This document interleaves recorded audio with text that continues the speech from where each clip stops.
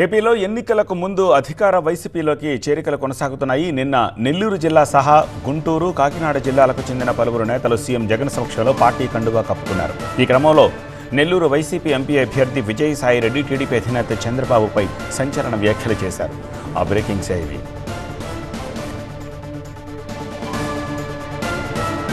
మతతత్వ పార్టీతోటి టీడీపీ పొత్తు పెట్టుకుందని విజయసాయి కామెంట్ చేశారు. బీజేపీ అధికారంలోకి వచ్చాక యూసీసీ తెస్తామంటోందని, యూసీసీపై మైనారిటీలకు చంద్రబాబు సమాధానం చెప్పాలని విజయసాయి అంటున్నారు. లేదంటే మైనారిటీలకు అన్యాయం చేసినట్టు అవుతుందంటున్నారు. 24 గంటల్లో చంద్రబాబు సమాధానం చెప్పాలంటున్నారు విజయసాయి.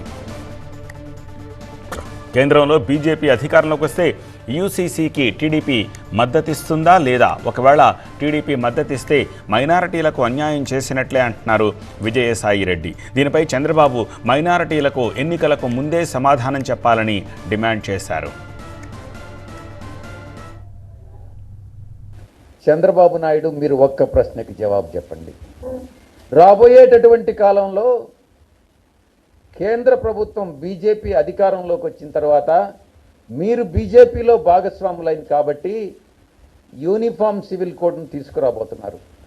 మీరు బీజేపీ భాగస్వామిగా ముస్లిం సోదరుల మనోభావాల్ని, క్రిస్టియన్ సోదరుల మనోభావాల్ని దెబ్బతీసేటటువంటి యూనిఫామ్ సివిల్ కోడ్ను సపోర్ట్ చేస్తారా లేదా అన్నటువంటిది ఇప్పుడే చెప్పండి. ఎన్నికలకు ముందే మీ చిత్తశుద్ధి అన్నటువంటిది ఇప్పుడే తేలుతుంది.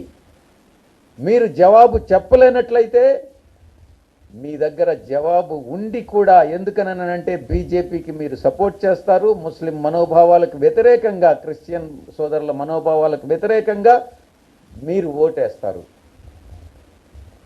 ఇది మీకు న్యాయమా? ఇక్కడ ఉన్నటువంటి ఇండియన్ సెక్యులర్ గవర్నమెంట్, సెక్యులర్ ప్రభుత్వంలో, రాజ్యాంగంలో?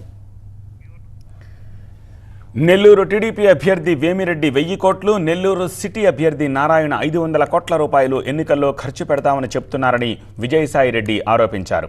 ఓట్లను డబ్బులతో కొనేస్తున్నారా అని ఆయన ప్రశ్నించారు.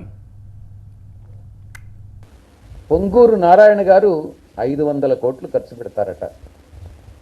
ఇక విదేశాల నుంచి వచ్చి ఇక్కడ పోటీ చేసేటటువంటి ఎన్ఆర్ఐలు తెలుగుదేశం పార్టీ మీద, మిగతా ధనవంతులు పెత్తందారులందరూ కూడా ఇక్కడ పోటీ చేస్తున్నటువంటి నేపథ్యంలో నెల్లూరు